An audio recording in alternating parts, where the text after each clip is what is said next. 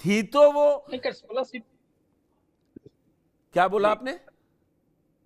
नहीं, मैंने बोला ना, मैं आपकी बात बीच में। हाँ, जिन 16 सीटों पर अगर हो गया, सात तो भी, और कोई भी ये फायदा नहीं पहुंचाए हैं ये सातों विधायक, किसी ने भी, ना अभय सिंह, ना अभय सिंह अयोध्या, मनोज पांडे रायबरेली, पूजा पाल कौशाम्बी, चाहल, तो ये तो बड़ी एम्बेरेसिंग। और इनको अभी भाजपा वाले पूछ भी नहीं रहे, बेशक। बोले काम निकल गया, अब अपना अपना देख लीजिए।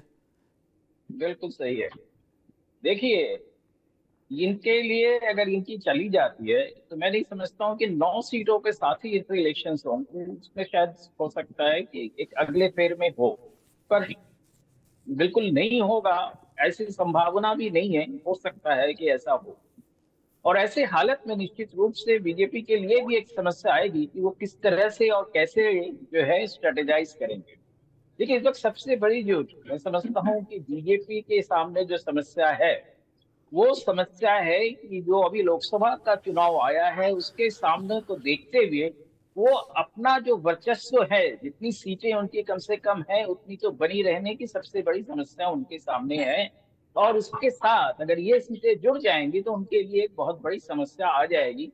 क्योंकि बीजेपी में एक चीज जो हमें देखने को मिल रहा है कि कहीं ना कहीं उनकी जो अपनी संगठनिक जो व्यवस्था है उसमें भी कुछ ना कुछ फर्क आया है, और आपस में उनमें असंतोष भी काफी है जो कॉन्स्टिट्यूंसी लेवल पे देखने को मिलता है। चाहे वो आप गाजियाबाद ले लें या चाहे फूलपुर ले लें, हर जगह वो चीज कहीं ना कहीं किसी ना किसी तरह से है।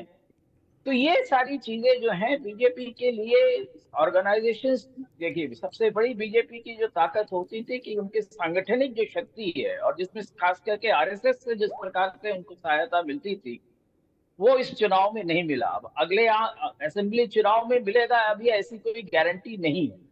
और बीजेपी को ये सारी चीजें जो है उन्होंने पहले ही कह रखा है कि हमें तो अब आरएसएस की जरूरत नहीं है, तो वो भी एक समस्या है नहीं, कि वो वो बीच में समस्या कहीं मैं ना। मान रहा हूं आपकी, वो है। दूसरा एक सबसे बड़ी, हम यूपी तक ही रख लें, जिस तरीके का अभी संजीव जी जो जी 40 सदस्यीय टीम बनाई गई है कि 29 हारे क्यों, हर सीट पर जो चर्चा चल रही है, और आपको भी मालूम है कि हर दो बड़े नेता भेजे गए दो सीटों पर लोगों से बात करने, और जो निकल के आ रहा ना, उसमें बीजेपी के अंदर तो फूट बहुत ज्यादा दिखाई दे रही है। मैं शिवाजी की बात देखिए, को मान लेता हूं, और मानता हूं कि इतनी जल्दी स्पीकर देगा नहीं, उस पर अभी मैं अशोक आलोक जी के पास जाऊंगा, लेट भी हो जाए, लेकिन बीजेपी के अंदर जिस तरीके का ये भीतरघात का वो दिखाई दे रहा है, ये तो फिर यूपी में बड़ी समस्या पैदा करेगा ना। देखो पुष्कर जी, दो बातें हैं। संगठनात्मक पार्टी है। संगठनात्मक पार्टी की सबसे बड़ी ब्यूटी ये होती है कि वो बैठते हैं, बातचीत करते हैं, मंथन करते हैं, और उसमें से फिर मक्खन निकालते हैं, और उसको मक्खन को जो है सबकी रोटियों पर, सबके ब्रेड के पीसों पर लगा दिया जाता है, और उसी से वो रिष्ट पुष्ट होते हैं। वही उस संगठन को रिष्ट पुष्ट करने का बेसिक धर्म है। और शायद दो भारतीय जनता पार्टी की सीटों वाली पार्टी आज भी तीसरे उसमें कंपिंग मेजोरिटी से आती अरे है, 240 सीटों माइक्रो के लेवल साथ पे आती आइए है। जिस पे मैं यूपी में बात आता कर हूं। रहा हूं।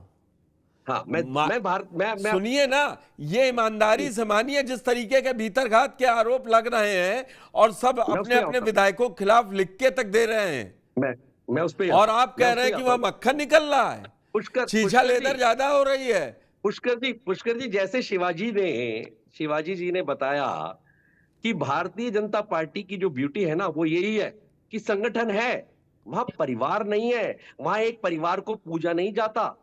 इसीलिए रीजन क्या है कि जब एक बहुत बड़ी शक्ति परिवार को नहीं, जिसको संघ कह रहे हैं, देखिए जिसको मैं संघ बार बार कह रहे हैं, वो टोकूंगा एक तो ऐसी आप दल कहेंगे है। आप ही नहीं बोलने दे रहे हैं। एक व्यक्ति के नाम पर पूरा आपने 543 सीटों पर चुनाव लड़ा, तो भाई साहब वो और दोबारा आप वो बता रहे हैं तीसरी कि बार प्राइम संगठन मिनिस्टर पे, भी तो बन कहां गए। पे कह रहे थे बीजेपी सरकार है? एक 2014 से सज्जन, बता दीजिए मुझको। पुष्कर जी मेरी सेंटेंस पूरा होने दीजिए। नहीं, सेंटेंस तो एक ऐसा सज्जन, थोड़ी ना है कि भाई साहब एक कि एक आप एक कह दे एक वही हम सज्जन, मानेंगे, जो सही बात होगी वो पुष्कर जी मानी नहीं जाएगी नहीं नहीं, भाई। मानना नहीं, सुनना तो पड़ेगा, सुनना हाँ तो पड़ेगा। बिल्कुल पुष्कर जी सुनूंगा। एक सज्जन यहां बैठ के कहते हैं कि जी जो तीसरी बार प्राइम मिनिस्टर बना उसका फैट कम हो गया, और आप उसको पूरी शब्द बोलने देते हैं। अरे वो तीसरी बार प्राइम मिनिस्टर बन गया तुम्हारी नाक के तले, तुम कुछ कर नहीं पाए। और भारतीय जनता पार्टी, एक बात बताऊं आपको, कोई फूट नहीं है इसमें, मंथन है। ये 9 की 9 सीटें जीतेंगे इस बार।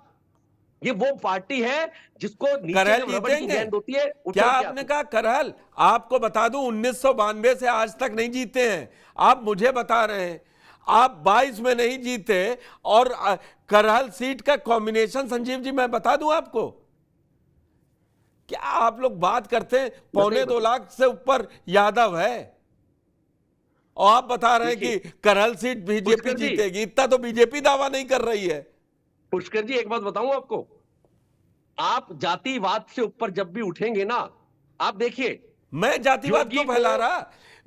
हाँ, देवेश चंद नहीं, ठाकुर नहीं, बताए ना, जब जेडीयू वोटर- वाले, और मैं बात- गिरिराज सिंह बताएं जो कह रहे हैं हमें पुष्कर जी, यादव आप बात- मुसलमान वोट नहीं देता है।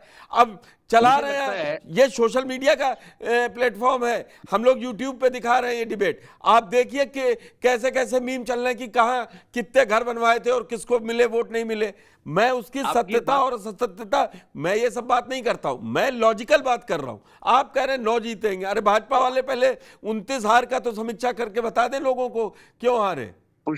पुष्कर जी मैं बोलूं कुछ या आप पूरी भड़ास निकालेंगे अपनी? मैं आपसे क्यों बढ़ास बुलाऊंगा? मैंने एज ए गेस्ट बुलाया है। ना ना ना, ये गलत बात है।